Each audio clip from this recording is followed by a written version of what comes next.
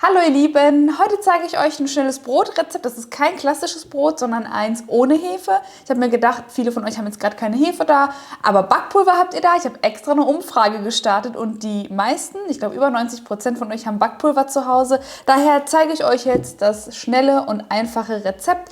Für Backpulver braucht ihr auch keine Ruhzeit, also es ist auch wirklich sehr schnell. Ich nehme jetzt erstmal mein Sieb und mein Mehl und jetzt siebe ich das in meine große Schüssel und ich nehme heute Dinkelmehl Typ 630. Ihr könntet auch Weizenmehl nehmen, das ist auch kein Problem.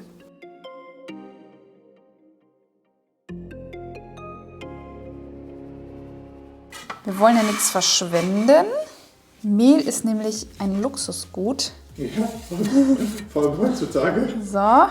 So, dazu gebe ich jetzt Backpulver und auch das Salz, verrühre das ganz kurz miteinander und dann habe ich hier noch die folgenden Zutaten. Joghurt, wenn ihr jetzt keinen Joghurt habt, dann nehmt einfach Milch. Dann habe ich Mineralwasser mit Kohlensäure, so ein kleiner Geheimtipp und etwas Öl und das verknete ich jetzt alles mit den Händen.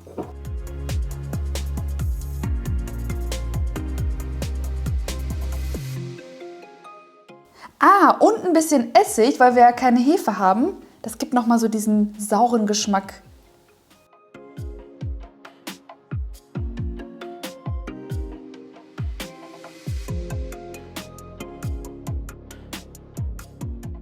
So, den Teig dann auf der Arbeitsfläche weiterkneten, nicht lange, gerade so eine Minute. Und wenn euch Mehl fehlt, gebt auf jeden Fall noch ein bisschen was dazu, aber auch nur so viel, dass es gerade so nicht mehr klebt. Und dann schnappen wir uns unsere Kastenkuchenform, besprühen die ordentlich mit Backtrennspray, alternativ gerne Öl nehmen und dann den Boden mit einer Nusskernmischung ausstreuen. Das ist zwar optional, aber es ist einfach nur lecker. So, und jetzt gebe ich den Teig einmal länglich da rein, drücke ihn noch so ein bisschen flach oben und jetzt schnappt ihr euch einfach Leitungswasser.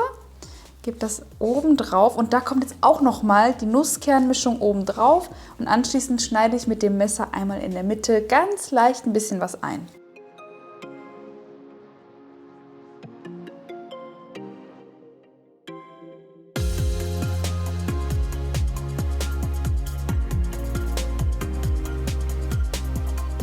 So, und jetzt kommt unser Zauberbrot einfach in den vorgeheizten Backofen. Unteres Drittel, ganz wichtig, 200 Grad Ober- und Unterhitze, dass der Ofen schon ordentlich heiß ist. Und dann backt ihr ihn so lange, bis er innen auch gar ist. Falls euch oben zu dunkel wird, einfach mit Alufolie abdecken und weiterbacken. Und wir sehen uns dann nachher für den Anschnitt.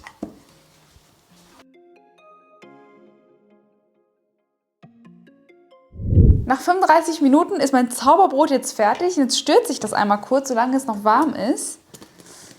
So. Ich zeige euch jetzt auch einen Trick, wie ihr erkennt, also generell, ob euer Brot durch ist. So. Und zwar klopft ihr jetzt einfach auf die Rückseite. Und wenn sich das hohl anhört, dann ist es durch. Ich kann ja mal näher ran mit dem Mikro. Also wie mein Kopf. Genau. So, und jetzt könnt ihr das luftdicht verpackt bis zu mehrere Tage lagern. Es schmeckt auch lauwarm am allerbesten. Da könnt ihr jetzt Butter und Käse und Wurst etc. draufgeben und einfach nur genießen. Ich hoffe, dass euch das Video gefallen hat. Macht es unbedingt nach. Und das ohne Hefe, also das muss man ja noch betonen, das sieht so hübsch aus. Unbedingt nachmachen und ihr braucht summa summarum 40 Minuten mit Backzeit und das ist echt super. Also ganz viel Freude beim Nachbacken und wir sehen uns bei meinem nächsten Rezept hier. Tschüss!